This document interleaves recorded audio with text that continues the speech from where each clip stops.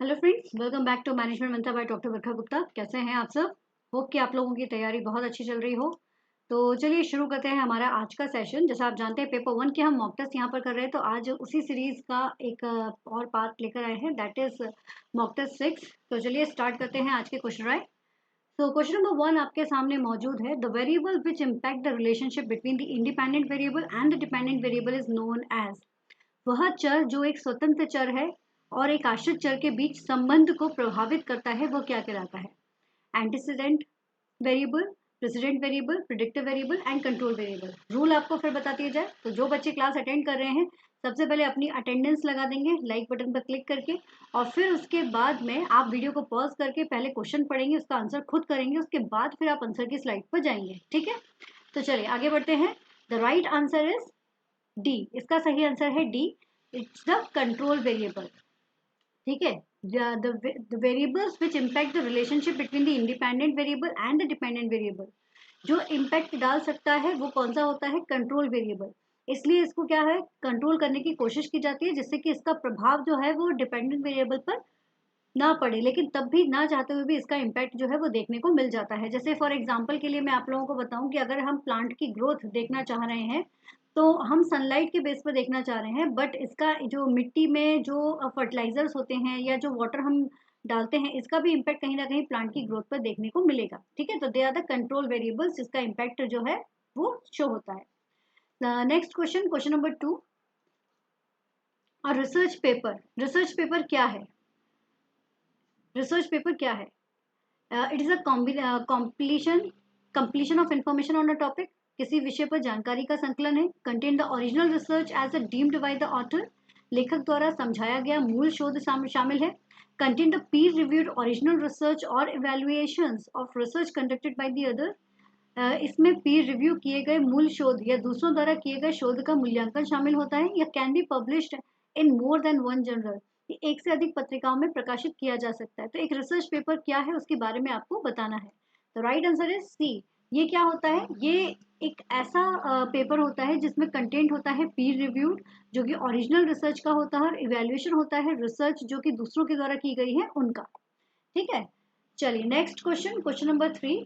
तो question number 3 कहता है the research method in which focus on establish causal relationship with the control among the variables independent moderator and dependent is called।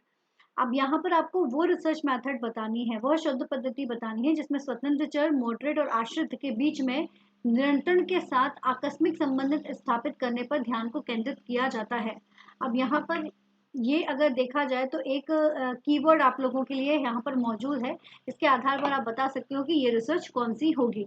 So the research is D, experimental research. हमेशा ध्यान रखना कि experimental research यानी कि प्रायोगिक विधि एक ऐसी विधि होती है जिसमें कॉजल रिलेशनशिप जो है वो आपका शो होता है। ठीक है, जिसमें आपका कॉजल रिलेशनशिप शो होता है। ठीक है, इसको याद रखिएगा। चलिए, किसके बीच में होगा ये भी पता है ना, इंडिपेंडेंट एंड डिपेंडेंट वेरिएबल्स के बीच में। Question number 4। when people are readily available volunteer or are easily recruited, the sample is called। जब लोग आसानी से उपलब्ध होते हैं, स्वयं सेवक होते हैं, आसानी से सैंपल में भर्ती हो जाते हैं, तो उसे क्या कहा जाएगा? मतलब इजीली आप लोगों को मिल रहे हैं अपने सैम्पलिंग के लिए पर्सन, तो उसे क्या कहा जाएगा? कौन सी ये सैम्पलिंग होगी? स्नोबॉल, कन्वीनियंस, स्ट्रेटिफाइड या random? The right answer is B. नाम से ही समझ में आ रहा है, convenience sampling.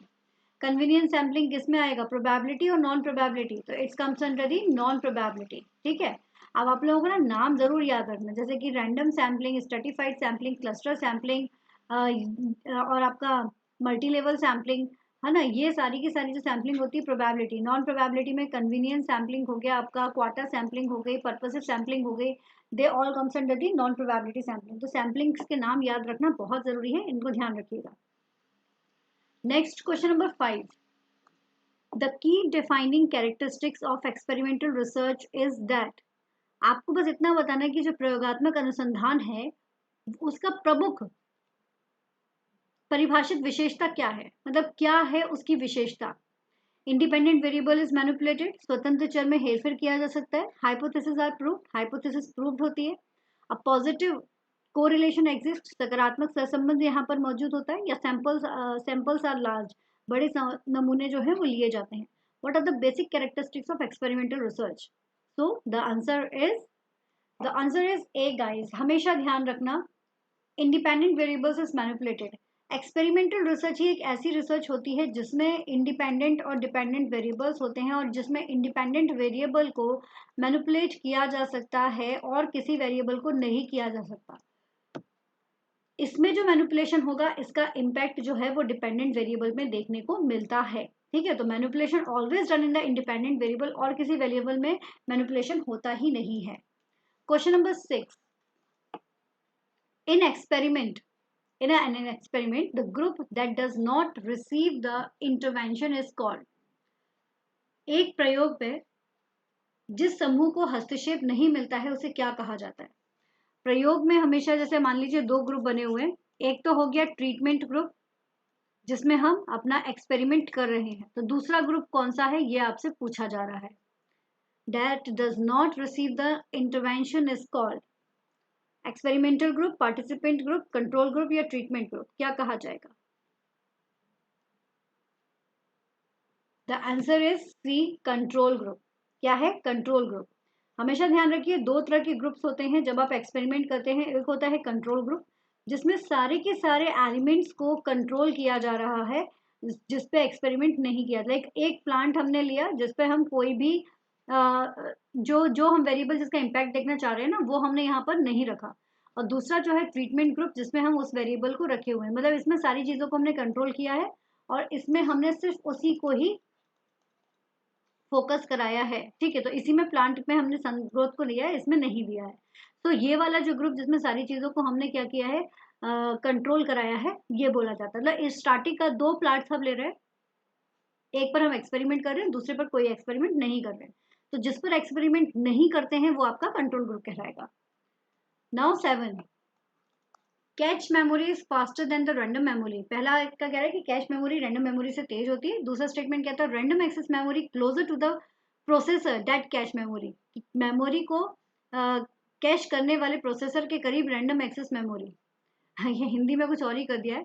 Random access memory closer to, random access memory जो है वो क्लोजर होती है किसके? प्रोसेसर के, है ना. दैट कैच मेमोरी, तो कैच मेमोरी के जो प्रोसेसर है उससे वो क्लोजर होती है. कौन सा स्टेटमेंट यहाँ पर सही होगा वो आपको यहाँ पर बताना है. So the right answer is 3. 3 is the right one. पहला तो बिल्कुल सही है कि कैच के मेमोरी जो है वो रैंडम मेमोरी से फास्टर होती है, लेकिन स्टेटमेंट 2 जो है वो आपका इनकरेक्ट है. क्यों? क्योंकि random access memory closer to processor that cache memory से ज़्यादा क्लोजर होता है रैंडम एक्सेस मेमोरी. ये वाला जो पॉइंट है ये आपका सही नहीं है.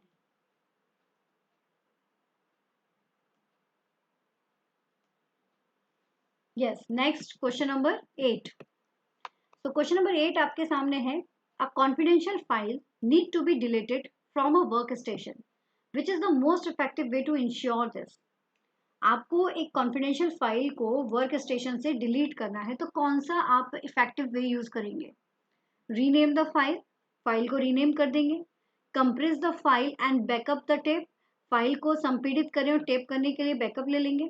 कॉपी पेस्ट करेंगे फाइल को into recycle bin then empty the recycle bin, या फिर drag the file into the recycle bin and empty the recycle bin. क्या करेंगे? कॉपी पेस्ट करके फिर रिसाइकल बिन को खाली करेंगे या ड्रैग करेंगे फाइल को रिसाइकल बिन में और फिर उसके बाद एंट्री कर देंगे? आपको क्या लगता है कौन सा सही होगा? The right answer is D guys. देखो अगर कॉपी पेस्ट कर दोगे तो क्या होगा, जिस जगह से आपने लिया है, मान लीजिए A drive, B drive, C drive, कहीं से तो लिया होगा, तो जिस जगह से लिया होगा वहां पर भी तो मौजूद होगी, तभी तो आप कॉपी पेस्ट कर पाएंगे रिसाइकिल बिन में. तो इसलिए ये वाला पॉइंट हो ही नहीं सकता. हम क्या करेंगे, सीधा यहाँ से फाइल को ड्रैग करेंगे रिसाइकिल बिन के लिए, और ड्रैग करने के बाद में फिर बिन को भी खाली कर देंगे, तो उससे वो फाइल परमानेंटली हट जाएगी. ठीक है. Now question number 9. यहाँ पर दो स्टेटमेंट्स दिए गए हैं वेबसाइट से रिगार्डिंग. स्टेटमेंट पी कहता है a blog is a website that consist of post and receive the chronological order. कि एक ब्लॉग एक वेबसाइट है जिसमें रिजर्व कलानुक्रम कालानुक्रमिक, आई थिंक मैंने सही बोला हो, कालानुक्रमिक क्रम में पोस्ट किया जाता है। क्रोनोलॉजिकल ऑर्डर्स की यहाँ पर बात की जा रही है, मैंने समय के अनुसार जो है वो बात की जा रही है। और ये समय कौन सा है आपका, यहाँ पर रिजर्व की बात की जा रही है। रिजर्व यानी कि पहले वाला जो है, जो नया होगा वो पहले आएगा और जो पुराना होगा वो पीछे चलता जाएगा। ठीक है। और यहाँ पर जो क्यू है वो कहता है a wiki is a website. Wiki एक वेबसाइट है that is design to allow people to collaborate easily. तो यहाँ पर हो गया कि एक वेबसाइट है जिसे लोग आसानी से सहयोग करने के लिए, अनुमति देने के लिए डिजाइन करते हैं। ठीक है। तो क्या लगता है कौन सा स्टेटमेंट यहाँ पर सही है?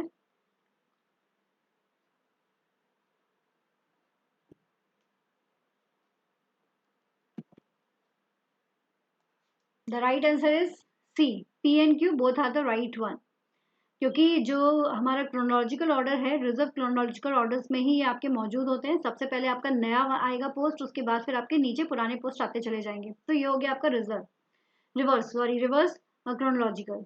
और यहाँ पर प्यूपल्स जिस वेबसाइट के साथ जुड़े हुए रहते हैं, किसमें, विकी। विकी एक वेबसाइट होती है जो डिजाइन करता है कि वो उसके साथ इजीली जुड़ जाए।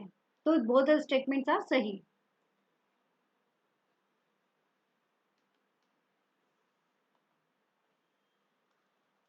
Now question number 10. In the context of email, what is spam? Spam क्या होता है? Act of overloading email service server by using denial of service attract. ये आपका डिनाइल ऑफ सर्विस हमलों का उपयोग करके एक ईमेल सर्वर को ओवरलोड करने का कार्य है। या email messages that are infected with virus, वो ईमेल मैसेजेस जो वायरस से संक्रमित है। A large quantity of message that do not reach the recipient, या unsolicited advertisement sent to the large group of recipients. What is the spam? Spam क्या है? तो right answer is D guys. ये एक unsolicited advertisement होता है जो कि लार्ज नंबर ऑफ रेसिपेंट को भेजा जाता है। बड़ी संख्या में प्राप्तकर्ताओं को भेजा गया अवांछनीय विज्ञापन, यानी कि एक कॉमन विज्ञापन जो सभी को भेज दिया गया है।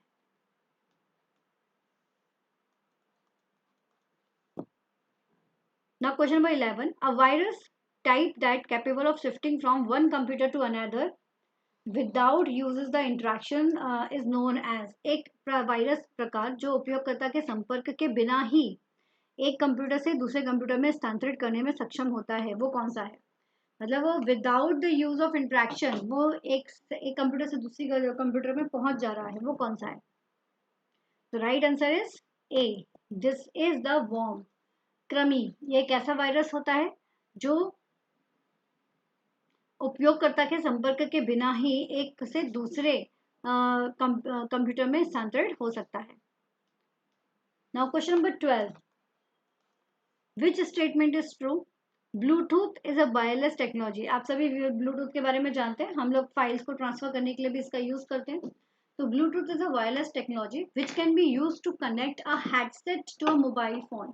ये आपके हेडसेट को मोबाइल फोन से कनेक्ट करता है। क्यों कह रहा है Bluetooth is a long range wireless technology? ये एक लॉन्ग रेंज को कवर करने वाली वायरलेस टेक्नोलॉजी होती है।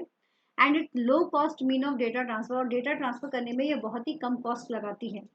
तो इसमें से कौन सा कथन सही है और कौन सा कथन गलत है? तो राइट आंसर इज ए, सिर्फ पी जो है वो आपका सही है।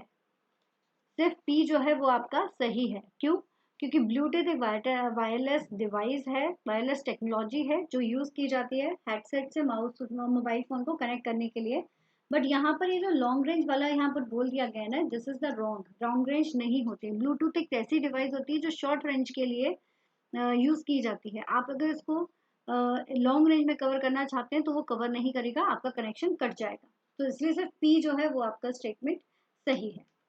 तो this is all for today. ये थे हमारे आज के 12 क्वेश्चंस। तो अच्छे से इन क्वेश्चंस को करिएगा, और इनसे जुड़े हुए कोई इन्फॉर्मेशन अगर नहीं मिलती है तो प्लेलिस्ट है रिसर्च एप्टीट्यूड की और भी कम्युनिकेशंस की, तो उनको आप गो थ्रू कीजिए। उसमें आपको ऑलमोस्ट टॉपिक जो है वो आप लोगों के मिल जाएंगे। All the best, take care, keep study hard with smart, take care.